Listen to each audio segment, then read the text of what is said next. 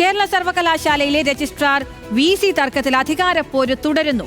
Digital filing പൂർണ്ണമായി നിയന്ത്രണത്തിൽ വേണമെന്ന VCയുടെ ആവശ്യം ഫയലിംഗ് പ്രൊവൈഡർമാർ നിരാകരിച്ചു. അഡ്മിൻ അധികാരം നൽകിയ നോഡൽ ഓഫീസർമാരെ പിൻവലിക്കണമെന്ന നിർദ്ദേശവും പ്രൊവൈഡർമാർ വിസമ്മതിച്ചു. സൂപ്പർ അഡ്മിൻ ആക്സസ് VCക്ക് മാത്രം ആക്കണമെന്ന ആവശ്യവും ടെക്നോപാർക്കിലെ സ്വകാര്യ കമ്പനിയായ സർവീസ് പ്രൊവൈഡർമാർ നിരാകരിച്ചു. വിവരങ്ങളുമായി തിരുവനന്തപുരത്ത് നിന്ന് ഹാൻസ് ചേരുന്നുണ്ട്. ഹാൻസ്, ഈ വിവാദങ്ങൾ കെട്ടടങ്ങുന്നില്ല. എന്തൊക്കെയാണ് ഇപ്പോൾ ഈ പ്രൊവൈഡർമാരുടെ പക്ഷത്തു നിന്നുള്ള പ്രതികരണം? വിശദാംശങ്ങൾ.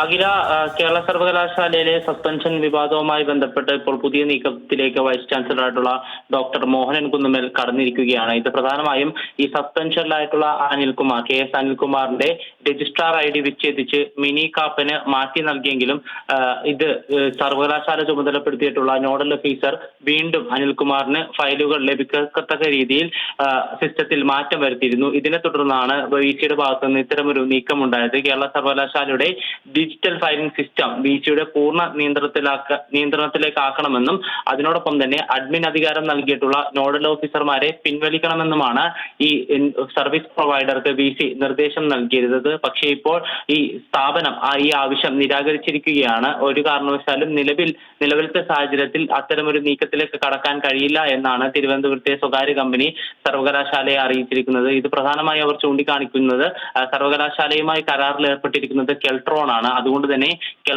കെൽട്രോൺ ആവശ്യപ്പെട്ടാൽ മാത്രമേ VCയുടെ ഈ ആവശ്യം അംഗീകരിക്കാൻ കഴിയൂ എന്നുള്ള നിലപാടാണ് സർവീസ് പ്രൊവൈഡർ ആയിട്ടുള്ള കമ്പനി സ്വീകരിച്ചിരിക്കുന്നത്. അതിനോടൊപ്പം തന്നെ സർവകലാശാലയിൽ ഫയൽ നീക്കം വളരെ പ്രതിസന്ധിയിലായി എന്ന് ആണ് നമുക്ക് മനസ്സിലാക്കാൻ കഴിയുന്നത്. കാരണം രജിസ്ട്രാർ ആയിട്ടുള്ള KS അനിൽകുമാർ വഴിയുള്ള ഫയലുകൾ കൈകാര്യം ചെയ്യാൻ പാടില്ല എന്നുള്ള നിർദ്ദേശം വൈസ് ചാൻസലർ ജോയിന്റ് രജിസ്ട്രാർമാർക്ക് നൽകിയിരുന്നു. പക്ഷേ ഈ നിർദ്ദേശം വീണ്ടും കടുപ്പിച്ചിരിക്കുകയാണ് വൈസ് ചാൻസലർ.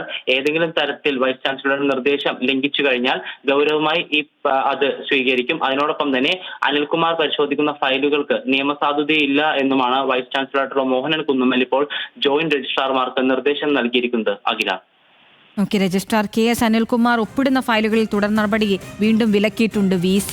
അദ്ദേഹം ഇപ്പോൾ പറയുന്നത് ഈ വൈസ് ചാൻസലറുടെ ആവശ്യം, അതായത് അദ്ദേഹം ഫയലുകൾ അനിൽകുമാറിന് നൽകരുതെന്ന് നിർദ്ദേശം നൽകിയിട്ടുണ്ട്. ഉദ്യോഗസ്ഥർ ലംഘിച്ച പശ്ചാത്തലത്തിലാണ് ഈ നിർദ്ദേശം കടുപ്പിച്ചത്. ഡിജിറ്റൽ ഫയലിംഗ് പൂർണ്ണമായി നിയന്ത്രണത്തിൽ വേണമെന്ന VCയുടെ ആവശ്യം നിരാകരിച്ചിട്ടുമുണ്ട്.